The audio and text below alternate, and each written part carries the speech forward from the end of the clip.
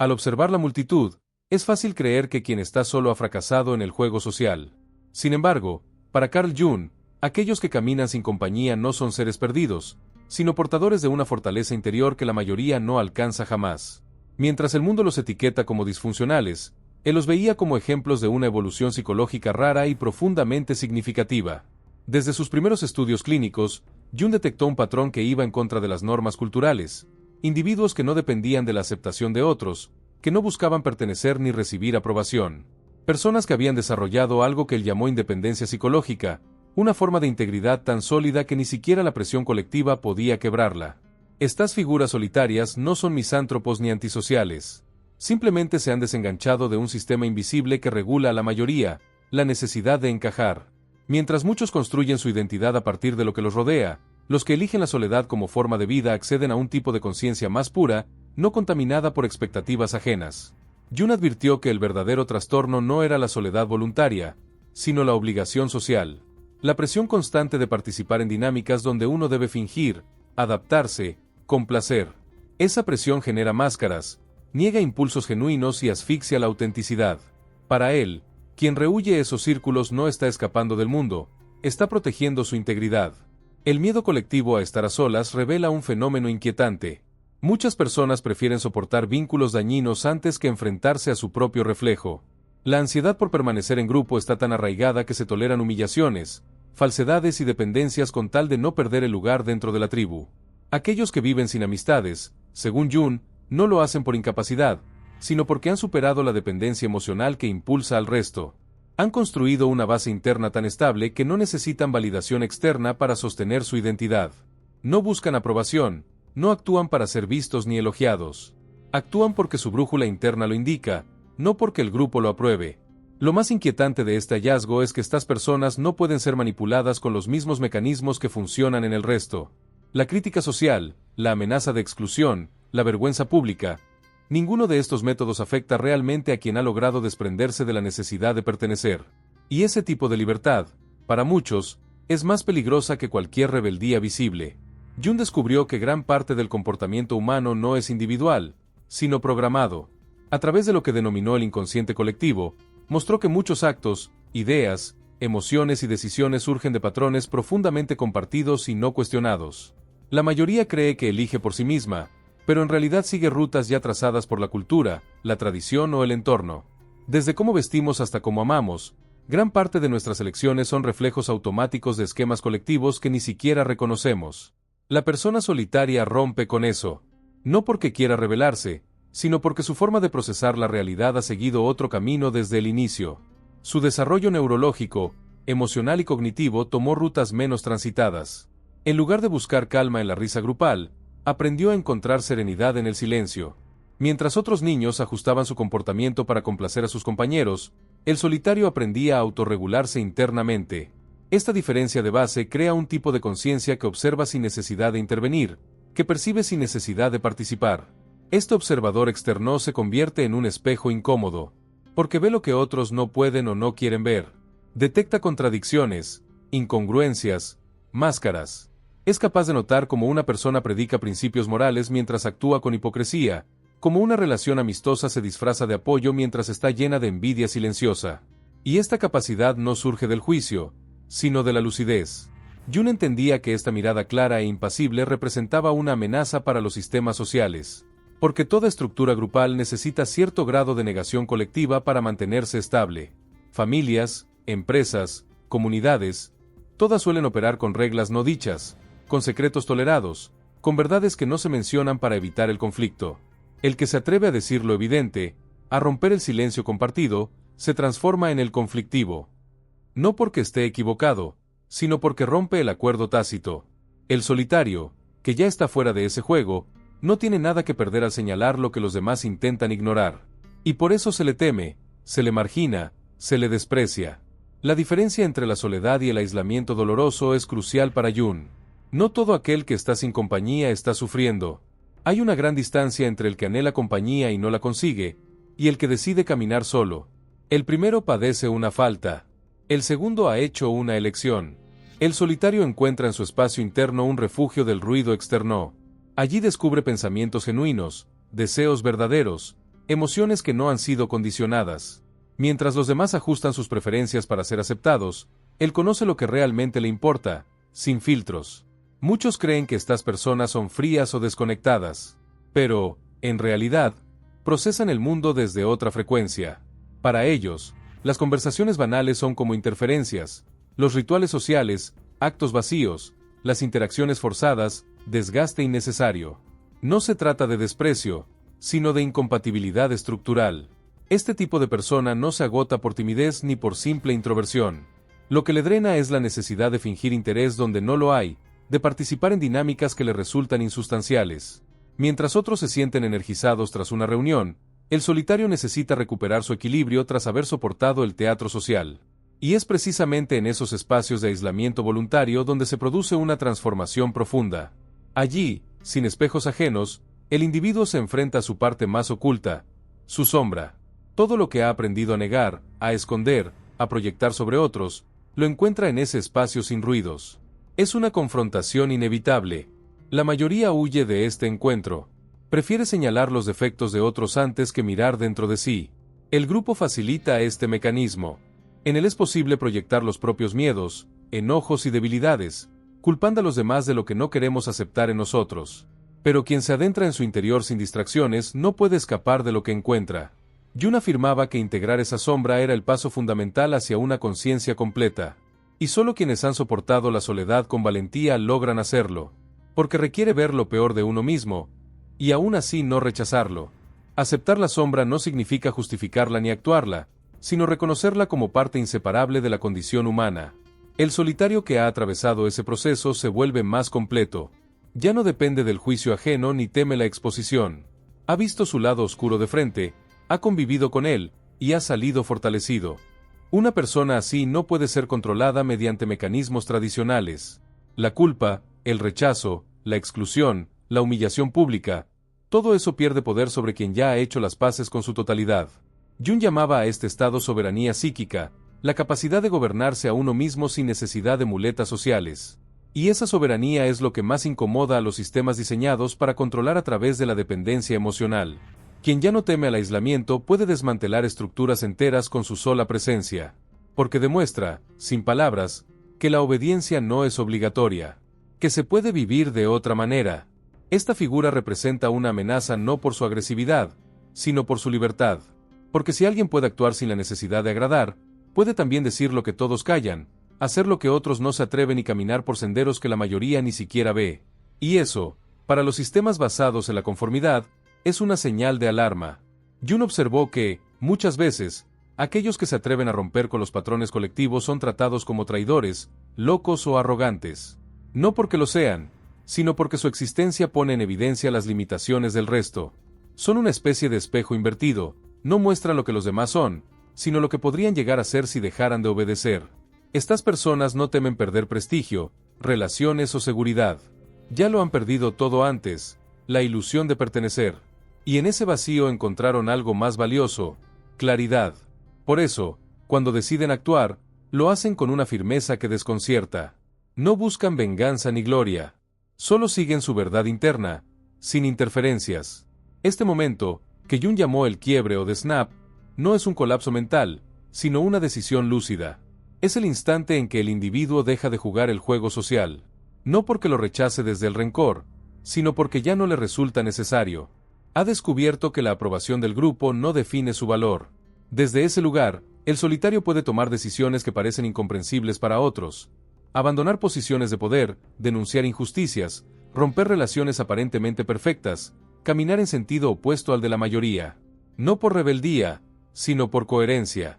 Los que lo rodean suelen interpretar estas acciones como desequilibrio, egoísmo o traición, pero en realidad, son expresiones de libertad. Y esa libertad, cuando se vive de forma auténtica, transforma silenciosamente todo lo que toca. En el mundo laboral, por ejemplo, estas personas son las que renuncian a empleos bien pagados cuando perciben que van en contra de sus principios. En la familia, son los que se atreven a hablar de los temas que todos prefieren ignorar. En lo social, son los que se apartan sin resentimientos, pero con determinación, cuando las dinámicas se vuelven tóxicas. Y aunque el grupo reaccione con hostilidad, ellos no retroceden, porque ya han hecho el duelo del vínculo. Ya no esperan comprensión, ni reconocimiento, ni redención. Su compromiso es con su integridad, no con la aceptación ajena. Por eso, sus acciones suelen parecer radicales, pero en realidad, son consecuencia natural de un proceso profundo de individuación. Un camino que Jung conoció en carne propia durante su separación con Freud, y que lo llevó a años de soledad, visiones y cuestionamientos. Pero también lo condujo a algunos de los descubrimientos más revolucionarios de la psicología moderna. Ese proceso, que él llamó individuación, es el camino hacia un yo auténtico, liberado de las máscaras que la sociedad impone. No es un camino fácil. Exige enfrentar las propias contradicciones, aceptar el dolor de la incomprensión y renunciar a los beneficios de la conformidad. Pero el resultado es un ser humano completo, dueño de su sombra y de su luz. En muchos casos, los grandes avances culturales, científicos o artísticos han nacido de personas que atravesaron este proceso en solitario. Inventores que trabajaron aislados, pensadores que fueron ignorados por años, creadores que fueron ridiculizados antes de ser reconocidos. La soledad no los debilitó, los volvió más nítidos. La historia está llena de ejemplos así, voces que rompieron el silencio colectivo para mostrar otra forma de ver el mundo. No lo hicieron para provocar, sino porque no podían seguir callando. Su autenticidad era más fuerte que su miedo. Y esa es una característica común en los solitarios verdaderos. No necesitan ser escuchados, pero tampoco se censuran. Este tipo de conciencia no puede ser imitada, ni enseñada con métodos tradicionales. No surge de la teoría, sino de la experiencia directa. Solo quien ha pasado tiempo suficiente consigo mismo puede acceder a ese nivel de discernimiento. Porque hay verdades que solo se revelan en el silencio. Y hay sabiduría que solo llega cuando el ruido externo desaparece. Jung veía en estos individuos no solo una forma de resistencia, sino un modelo posible para la evolución de la conciencia. Mientras la mayoría sigue patrones sin cuestionarlos, los solitarios se convierten en programadores de su propio sistema. Escriben su código interno, desinstalan lo que ya no sirve, actualizan lo que han comprendido por sí mismos. Eso los hace incompatibles con muchas estructuras sociales, pero también los convierte en fuentes de innovación, porque al no depender de lo conocido, pueden imaginar lo inédito, y al no estar condicionados por la necesidad de pertenecer, pueden explorar posibilidades que otros no se atreven ni a pensar. No están motivados por el éxito tradicional, ni por la fama, ni por el poder. Lo que los guía es una especie de brújula interna afinada por la experiencia directa. Y esa brújula rara vez se equivoca, porque no responde a lo que está de moda, sino a lo que es verdadero. El legado de estas personas no es el aislamiento, sino la emancipación. No solo para ellos mismos, sino para quienes logran observarlo sin prejuicios. Porque su forma de vivir deja una huella, muestra que otra manera de habitar el mundo es posible, que se puede existir sin fingir, que se puede pensar sin permiso, que se puede ser libre sin pedir disculpas. Cada vez que un solitario alcanza esa soberanía psíquica, deja una puerta entreabierta para los demás. Y aunque pocos se atrevan a cruzarla, saber que está ahí cambia la perspectiva de quienes la intuyen. Porque revela que la cárcel no era real, que los barrotes eran culturales, y que la llave siempre estuvo del lado de adentro. La libertad de aquel que camina solo no es estridente, ni necesita proclamarse. Es una libertad silenciosa, casi invisible, que se manifiesta en decisiones pequeñas, en la negativa a participar en conversaciones vacías, en el abandono de vínculos carentes de autenticidad, en la firmeza de no decir lo que no se siente. Pero es precisamente esa forma discreta de existir la que más altera al sistema, porque rompe la lógica colectiva que dice que hay que pertenecer, que hay que agradar, que hay que adaptarse, y cuestiona con su sola presencia todo el andamiaje emocional sobre el cual se construyen las relaciones convencionales. Jung comprendía que los grupos necesitan estabilidad, y que esa estabilidad se consigue, muchas veces, a través del autoengaño compartido. Para mantener la armonía, se eligen ciertas cosas que no deben decirse, ciertos comportamientos que deben tolerarse, ciertas verdades que es mejor ignorar. La familia que nunca habla de la infidelidad del padre. El equipo de trabajo que finge no notar la incompetencia del jefe. El grupo de amigos que calla la manipulación constante de uno de sus miembros. Todos lo saben, pero nadie lo nombra, porque nombrarlo desestabiliza. Y allí aparece el problema con el solitario. Él sí lo ve, y a veces lo dice. Otras veces, simplemente deja de participar. Y su silencio, su distancia o su retirada, es vivida como una amenaza. No porque haya hecho algo, sino porque su falta de complicidad revela lo que los demás han elegido esconder. En ese sentido, el solitario es una figura profundamente incómoda. No necesita enfrentarse con nadie para incomodar. No necesita acusar, ni confrontar. Su presencia misma pone en evidencia las grietas del sistema. Y eso, en sociedades basadas en la apariencia, se castiga con dureza. Pero esa incomodidad no es negativa. Es transformadora, porque obliga a revisar las reglas, a cuestionar las dinámicas, a mirar lo que se ha evitado durante años. Y aunque al principio genera rechazo, con el tiempo puede volverse un catalizador de cambio. No todos los solitarios se convierten en revolucionarios. Muchos prefieren el anonimato, la paz de sus espacios internos, la tranquilidad de sus rutinas. Pero incluso desde ese lugar, ejercen una influencia sutil, porque representan una posibilidad diferente, una forma de estar en el mundo sin máscaras, sin urgencias de aceptación, sin necesidad de ruido. Jung sostenía que esta forma de existencia no era un defecto ni una patología, sino una etapa más avanzada del desarrollo psicológico. Un momento en el que el individuo ya no necesita espejos externos para saberse válido. Y puede, por lo tanto, vivir según su propio ritmo, su propia ética, su propio sentido. Ese estado no se alcanza de un día para otro. Es el resultado de años de observación, de confrontación interna, de dolor silencioso. Porque antes de hallar paz en la soledad, hay que atravesar el desierto del autorreconocimiento. Hay que despojarse de las identidades prestadas, de las creencias heredadas, de las voces ajenas que habitan en la mente. Es un proceso intenso, a veces confuso, pero necesario para quien quiere llegar a ser uno mismo, no una versión editada para complacer. Y solo quien ha atravesado ese camino puede luego sostener su libertad sin culpa ni ansiedad. El mundo moderno, hiperconectado y sobreestimulado, ha vuelto casi imposible ese proceso. Las notificaciones constantes, la presión por compartir, la invasión permanente del juicio ajeno, todo conspira contra la introspección. Por eso, los solitarios actuales son más necesarios que nunca, porque nos recuerdan que aún es posible desconectarse para reconectar. Ellos son los que apagan el teléfono sin avisar, los que se pierden por días en sus propios pensamientos, los que renuncian a la obligación de estar disponibles, y al hacerlo, nos recuerdan que nuestra atención es valiosa, que nuestro tiempo interior merece ser protegido. No se trata de idealizarlos. No son santos, ni gurús, ni héroes. Tienen contradicciones, errores, emociones humanas como cualquiera, pero han decidido vivir con fidelidad a su percepción, en vez de adaptarse a lo que el entorno espera. Y eso, en sí mismo, ya es un acto de coraje. Hay quienes, al verlos, sienten envidia, otros, temor, algunos, rechazo, pero pocos pueden ignorarlos del todo, porque su sola existencia plantea una pregunta que resuena en el fondo de la conciencia: ¿qué tan libre soy yo, realmente?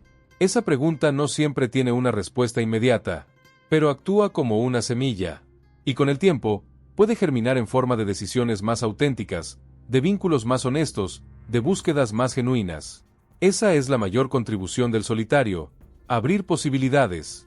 En muchas culturas, los sabios eran precisamente los que se alejaban, los que iban al bosque, al desierto, a la montaña, no para huir del mundo, sino para comprenderlo desde afuera. Allí, lejos del ruido, encontraban respuestas que luego ofrecían a quienes estaban listos para escucharlas. Hoy, esas figuras siguen existiendo, aunque ya no se las reconozca como antes. Están en la ciudad, camuflados entre la rutina. Caminan solos, leen en silencio, observan sin intervenir. No buscan seguidores, ni fama, ni validación. Pero si te acercas, si sabes mirar, puedes aprender mucho solo con observar cómo viven.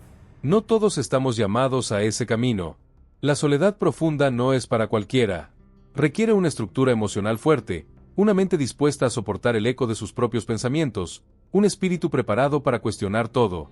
Pero todos podemos incorporar algo de esa actitud, reservar tiempo para el silencio, practicar la sinceridad interna, alejarnos de lo que no resuena.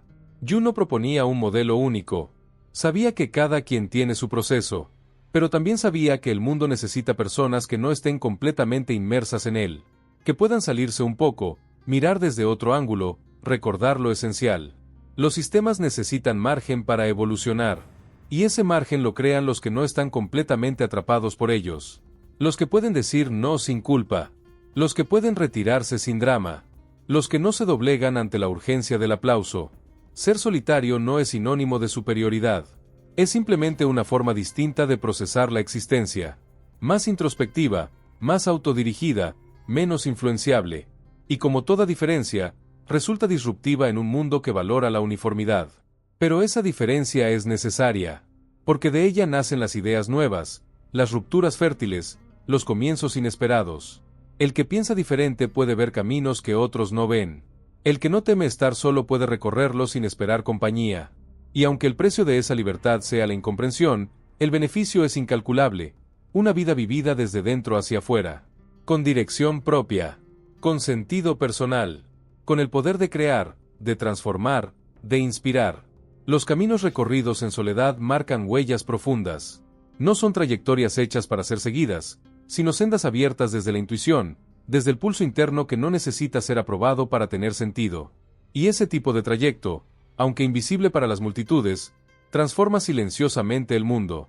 A lo largo de su vida, Jung vio con claridad lo que la mayoría pasaba por alto, que las personas más estables, más auténticas, más despiertas, no eran las que mejor se adaptaban al grupo, sino las que se habían atrevido a conocerse a sí mismas en profundidad, lejos de los espejos sociales.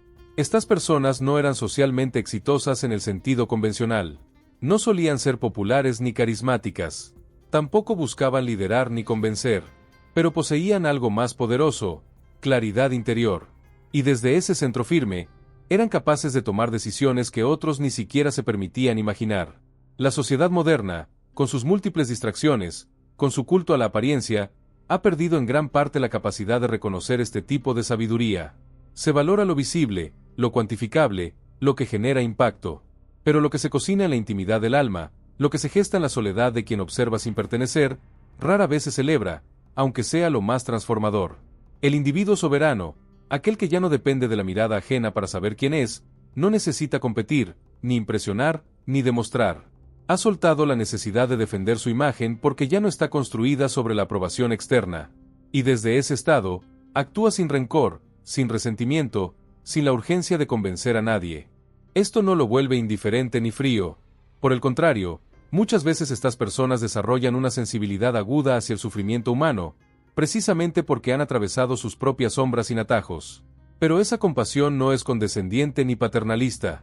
Es silenciosa, humilde, libre de expectativas. La verdadera conexión, entendía Jung, no nace del apego ni de la necesidad. Surge entre dos seres completos, capaces de estar solos, que eligen estar juntos sin renunciar a su integridad. Y eso solo es posible cuando uno ha hecho las paces con su propia soledad. El solitario que ha integrado su sombra y alcanzado soberanía no rechaza el vínculo humano. Simplemente ha dejado de temer su ausencia. Y desde ahí, puede ofrecer presencia real. No para llenar vacíos, sino para compartir plenitud. Ese tipo de compañía es rara, pero profundamente sanadora, porque no exige, no manipula, no condiciona. Acepta al otro tal como es, sin querer moldearlo, sin pedirle que sea diferente. Y esa aceptación solo es posible cuando uno ha dejado de exigirse a sí mismo ser alguien más. Jung decía que solo quien se ha enfrentado a sus propios demonios puede mirar a otros sin proyectar los suyos. Y esa mirada limpia, sin juicio, es uno de los regalos más valiosos que alguien puede ofrecer. Las sociedades actuales padecen una epidemia de relaciones superficiales, fundadas en la necesidad más que en la elección, en el miedo más que en el amor. La soledad mal comprendida ha llevado a muchos a conformarse con cualquier compañía, a costa de su paz y su autenticidad. Pero quien ha aprendido a estar solo con dignidad, con propósito, con respeto hacia sí mismo, jamás volverá a entregarse a vínculos que lo disminuyen. Porque ha descubierto que el verdadero bienestar no está en el número de amigos, sino en la calidad del silencio que se comparte con uno mismo. Este conocimiento no se enseña en escuelas, ni se aprende en libros. Se vive, se transita, y cada persona que lo encarna se convierte en una luz tenue pero constante en medio del ruido del mundo. Una presencia que no necesita proclamarse, pero que, al ser percibida, despierta algo dormido en los demás. La libertad que encarnan los solitarios verdaderos es contagiosa. No impone, no evangeliza, pero inspira. Y muchas veces, basta con ver a alguien vivir desde esa profundidad para comenzar a preguntarse, ¿y si yo también pudiera? Esa pregunta es el inicio de una transformación. No hacia la soledad literal, necesariamente, sino hacia una vida más consciente, más íntegra, más alineada con lo que uno verdaderamente es. Porque, al final, no se trata de estar solo o acompañado, sino de estar en paz. Y la paz no se consigue complaciendo a todos, ni adaptándose a moldes ajenos. se encuentra cuando uno se atreve a habitarse por completo, con todo lo que eso implica. El legado de Jung no fue solo un conjunto de teorías. Fue una invitación a ese encuentro radical con uno mismo. Una propuesta arriesgada, sí, pero profundamente liberadora. Y quienes han respondido a ese llamado, aún sin saberlo, forman una especie de linaje invisible de almas valientes que prefieren la verdad al confort. No son enemigos del mundo. No quieren destruir las estructuras. Solo demuestran, con su sola existencia, que es posible vivir fuera de ellas. Que no todo tiene que ser como nos dijeron. Que hay otros caminos, otras formas, otras lógicas. Y eso basta para que el sistema tiemble. Porque la mayor amenaza para cualquier estructura de control no es el ataque frontal. Es la existencia de quienes ya no necesitan participar. Quienes ya no buscan pertenecer. Quienes han descubierto que la autenticidad no se negocia. Así como Jung se apartó del camino trazado por sus maestros para explorar lo que su alma le pedía, cada persona que decide escucharse en medio del ruido colectivo abre una nueva posibilidad para la humanidad.